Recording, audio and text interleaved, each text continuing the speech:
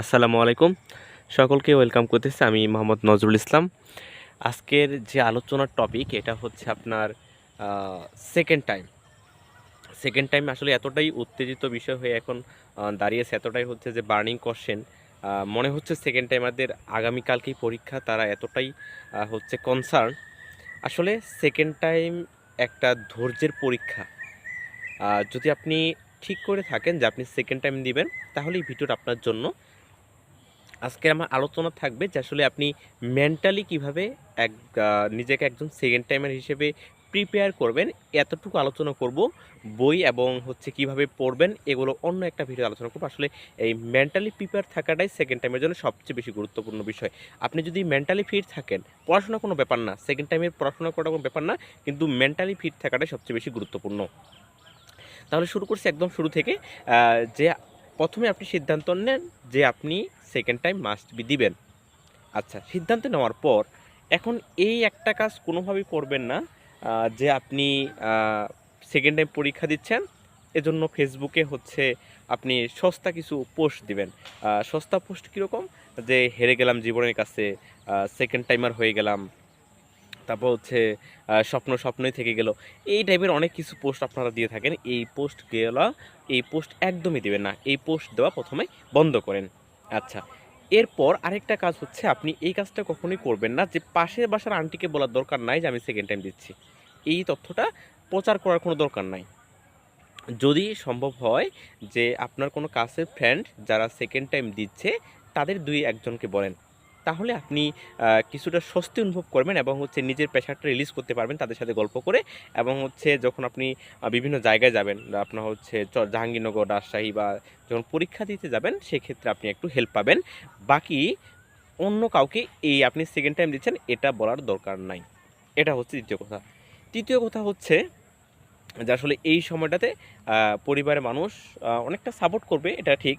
কিন্তু মাঝে মধ্যে হচ্ছে বিরক্ত হয়ে কিছু কথা বলবে। এটা আসলে সহ্য করার মতো মন মানসিকতা রাখতে হবে। আ এরপর আসলে আসি আমি কিভাবে শুরু করব। এখন একটা কথা আপনাদেরকে বলে রাখি যে আপনি কোনো কোচিংয়ের প্রোডাক্ট হবেন না। কোনো কোচিংয়ের প্রোডাক্ট হওয়ার কোনো দরকার নাই। কারণ হচ্ছে যে অনেক কোচিং অনেকভাবে আপনাকে ইনফ্লুয়েন্স করবে। কিন্তু আসলে একটা বিষয় খেয়াল করে দেখেন, আপনি যে সকল কোচিংয়ে ক্লাস নিয়েছেন, এখন তারাই আবার আপনাকে হচ্ছে সেকেন্ড টাইমে দেওয়ার জন্য কোচিংয়ে ভর্তি হওয়ার জন্য বলতেছে। বিষয়টা এরকম যে আসলে কোচিংয়ে আপনি পড়লেই চান্স পাবেন, বিষয়টা একদমই এরকম না। আপনি দেখেন আমি নিজেও কোচিং করিনি।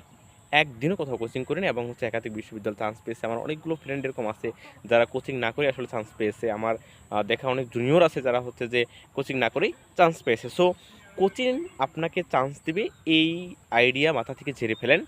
আপনি আপনার শ্রেষ্ঠ শিক্ষক। আপনার নিজের প্রস্তুতি আপনাকে আসলে চান্স এনে দিবে। এখন কথা হচ্ছে ভাই আমি সিদ্ধান্ত নিলাম যে হচ্ছে সেকেন্ড টাইম পরীক্ষা দিব।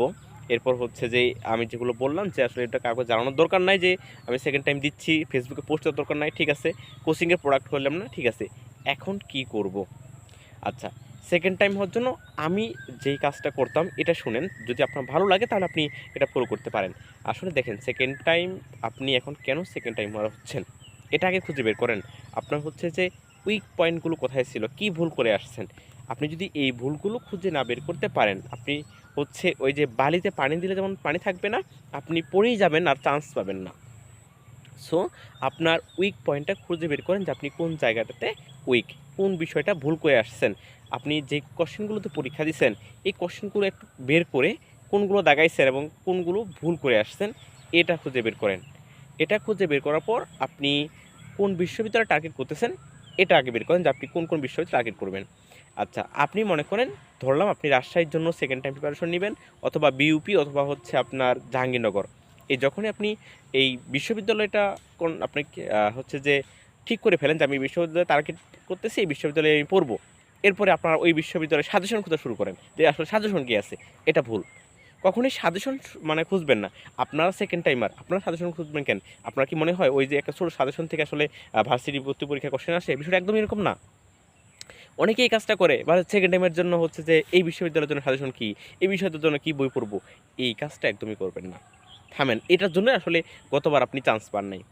যেই কাজটা আপনারা করবেন, আপনার যে বাংলা বই আছে, যে ইংরেজি বই আছে, যে জিকে বই আছে, এটা আগে গুছায় নেন।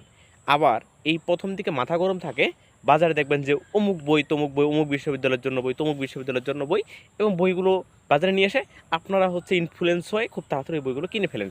এই কাজটা করবেন না। কারণ হচ্ছে যে ওই ভার্সিটি মার্কা বই, মানে হচ্ছে যে অমুক জিকে তমুক জিকে, জাহাঙ্গীরনগরের জিকের জন্য নাকি আলাদা জিকে, তারপর হচ্ছে রাজশাহীর জন্য নাকি আলাদা জিকে, এই কাজটা করবেন না। আপনি শুরুর দিকে যদি সম্ভব হয়, আমি আগে জিকেটা শুরু করি, কারণ জিকে নিয়ে সবচেয়ে বেশি আপনারা বেশি কনফিউজ থাকেন যে আসলে জিকে কী বলবো। জিকে যদি সম্ভব হয়, আপনার এইচএসসির মানবিকের যে 3টা বই আছে, পরিণীতি, ইতিহাস, ভূগোল, এই এসএসসি পরিণীতি, ইতিহাস, ভূগোল, এই 3টা বই, আর ইন্টারের যে আপনার বইগুলো আছে, ইকোনমিক্স, অর্থনীতি, ইতিহাস, পরিণীতি, এই 4টা বই, এই 4টা বই যদি আপনি রিডিং পড়তে পারেন সবচেয়ে ভালো কাজ হবে। আর রিডিং পড়ার সাথে সাথে আপনি যদি নোট করতে পারেন, আপনারা এই কাজটা না করে হচ্ছে যে কনসেপ্ট ক্লিয়ার না করে শুধু এমসিকিউ পড়েন, এটা যে কী পরিমাণ ভুল কাজ, মানে আমি বোঝাতে পারবো না আপনাদেরকে আসলে কী পরিমাণ ভুল কাজ। আপনারা শুরুর দিকে এই জিকেটা এগুলো রিডিং পড়ে পড়ে প্রতি অধ্যায় থেকে আপনি হচ্ছে 50টা, 100টা, 150টা, যতগুলো পারেন এমসিকিউ নিজে তৈরি করেন এই বোর্ড বইগুলো থেকে। এরপরে এটা জিকে শেষ করার পর আপনি আপনার যে জিকে বই আছে এটা পড়া শুরু করেন। আচ্ছা, এরপর কথা বলি আসলে বাংলা এবং ইংরেজি বিষয় নিয়ে। বাংলা এবং ইংরেজি বিষয়ের ক্ষেত্রে আপনারা সবাই একটা ভীতকর অবস্থায় থাকেন ইংরেজি বিষয় নিয়ে। তো ইংরেজি বিষয়ে প্রথমে কথা বলতে গেলে আমি আসলে আপনাদেরকে সাজেস্ট করব মুখস্থ পার্টটা প্রতিদিন পড়ার জন্য। প্রতিদিন বলতে প্রতিদিন, একেবারে হচ্ছে যে আমি 2 দিন পড়লাম, 1 দিন পড়লাম, বিষয়টা একদমই এরকম না। প্রতিদিন আপনাকে মুখস্থ পার্টটা পড়তে হবে। এক্ষেত্রে আমি যেটা করতাম যে আপনি সিনোনিম অ্যান্টোনিম আপনার কাছে যেই বইটা আছে, এখন আবার এই কাজটা কেউ করিয়েন না যে হচ্ছে নতুন কিছু বই কিনতে গেলে, এই কাজটা আসলে এখন করার দরকার নাই। আপনার কাছে যে বইটা আছে এই বইটা থেকে synonym, antonym, preposition, spelling, idiom phrase, তারপর হচ্ছে গ্রুপ ভার্ব, এই কয়েকটা জিনিস প্রতিদিন মুখস্থ করার চেষ্টা করেন। আর ইংরেজির উদাহরণ মুখস্থ করার কোনো দরকার নাই, আপনি রুলসটা পড়েন। আমি যেটা কাজ করতাম যে আমি শুধু রুলসটা পড়ে যেতাম না, আমি রুলস এবং এক্সাম পড়ার পর আমি বইটা বন্ধ করে রুলসটা সংক্ষিপ্ত আকারে লেখার চেষ্টা করতাম। সংক্ষিপ্ত আকারে যেভাবে আসলে আমি আমি মনে রাখতে পারি, আমার সংক্ষিপ্ত আকারে আমি আসলে লেখার চেষ্টা করতাম। এরপর যখন আমি এই রুলসটা লেখা শেষ হইতো তখন আসলে নিজে বুঝতাম যে আসলে আমি রুলসটা কতটুকু বুঝছি। এরপরে বাংলার ক্ষেত্রে এবার যেটা হয়েছে যে এইচএসসি যে সিলেবাস এটা ফলো করছে, এবং বাংলার ক্ষেত্রে আপনারা এই আবার যদি এখন আপনাকে পড়তে বলি যে হচ্ছে গল্পটা খুব ভালো করে পড়েন, আপনারা কেউই পড়বেন না। গল্পটা খুব ভালো করে কেউই পড়বেন না, ভাববেন যেটা আমার পড়া আছে, এক গল্প কতবার পড়বো। বিশ্বাস করেন ভাই, এই গল্প আপনার ভালো করে পড়া নাই। ওই গল্প থেকে যদি আপনাকে বানান শুদ্ধ করতে দেই, আপনি নিশ্চিত ভুল করবেন। সত্য বলতেছি। আপনারা সমাজ শুধু এমসিকিউ মুখস্থ করেন। সমাজ আমি করছি, আমি হচ্ছে সমাজ হচ্ছে আপনার লিখিত প্রিপারেশন নিয়েছি সমাসের। প্রকৃতিপত্রের লিখিত প্রিপারেশন নিছি। সো সেকেন্ড টাইমের বিষয়টা হচ্ছে আপনাকে কোনো সাজেশন, কোনো শর্টকাট এগুলো খোঁজা যাবে না। সাজেশন, শর্টকাট এগুলো একদমই খোঁজা যাবে না।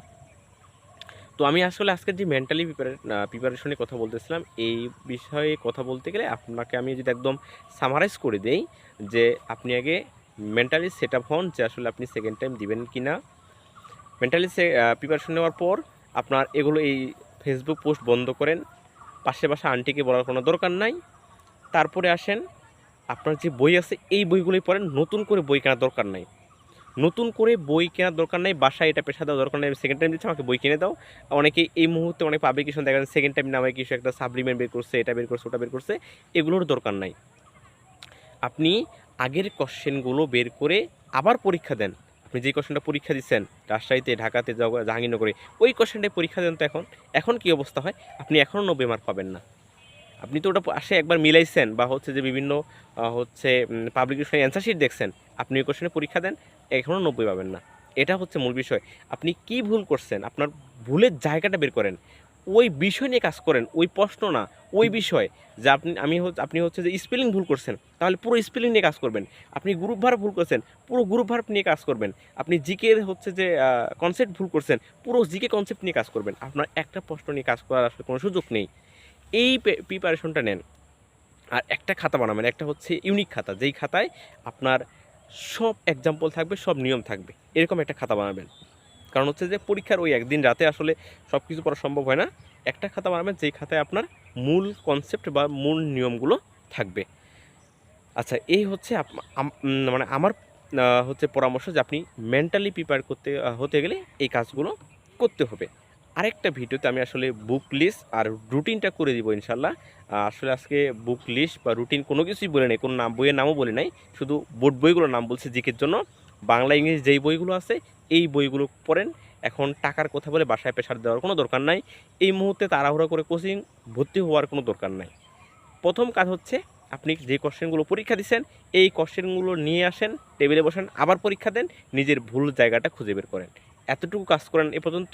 আমি নেক্সট ভিডিওতে বাকি বিশ্ববিদ্যালয় ভিত্তিক কীভাবে প্রিপারেশন নেবেন, বিষয়ভিত্তিক কীভাবে প্রিপারেশন নেবেন এবং হচ্ছে পড়া রুটিন, বুক লিস্ট সব কিছু নিয়ে অন্য একটা ভিডিওতে আলোচনা করব।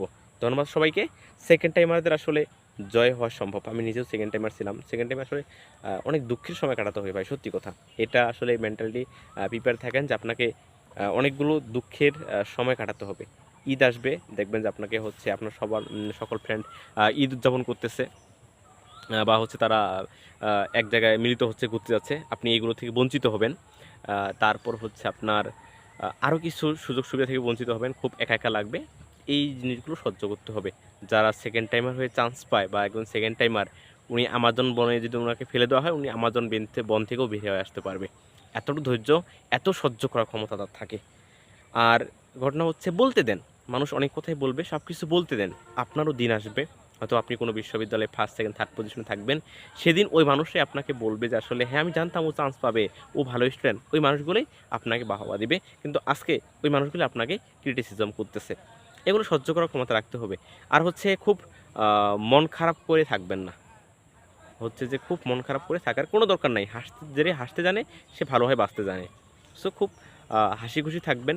আর এখন অন্তত আগামী 3-4 দিন আমি নেক্সট ভিডিও আপলোড পর্যন্ত ওইভাবে সিরিয়াস পড়ার দরকার নেই। যদি পারেন সকাল সন্ধ্যা হচ্ছে ভোকাবুলারি পার্টটা পড়েন, আর আপনি ওই বাকি কোশ্চেনগুলো আবার পরীক্ষা দিয়ে দেখেন আপনার কোন কোন বিষয়ভিত্তিক সমস্যা।